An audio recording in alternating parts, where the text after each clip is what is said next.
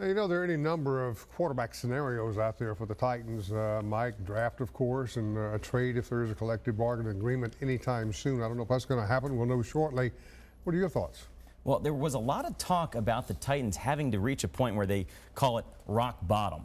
Right now, there's too much talent on this team to hit rock bottom. So why not trade running back Chris Johnson?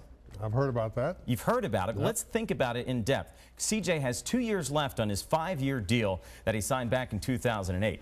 Johnson rushed for over 1,300 yards last season, 11 touchdowns. Well, 2 seasons ago, that was the big year. 14 TDs, that 2,006-yard rushing season. I guess the big question, Hope, is how much does CJ have left? He's got a lot left, but when the Titans are in position to contend, how much will CJ have at that point of his career? Which leads me to my next point. If you were the GM of this team, would you trade Chris Johnson? Well, I've got to hear what somebody's going to offer me first. I mean, I can't just sit here and say, yes, I'll trade him without knowing what's going to be coming down the pike.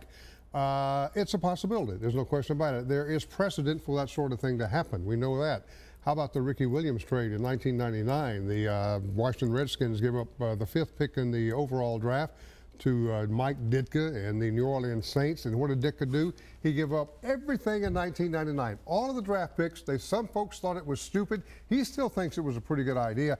And he gave up the 1st and 3rd in 2000. It can blow up in your face, or it can be pretty special. All right, I'll counter your Ricky Williams with the Herschel Walker trade. Exactly. I knew you were going to come with which that. was a legendary trade. Everybody just think back to that big 1989 trade between the Cowboys and the Minnesota Vikings involving Herschel Walker, and it was known as the Great Train Robbery. Let's look at what happened here.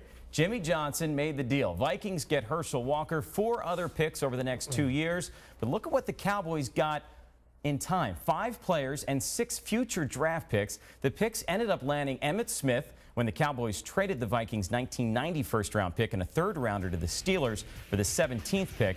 And then in 1991, Jimmy Johnson took a couple of those picks he got from the Vikings along with a few of the Cowboys picks to get the #1 pick in the draft, and they selected Russell Maryland. Also in 1991, they used Minnesota's first-round pick and selected wide receiver Alvin Harper.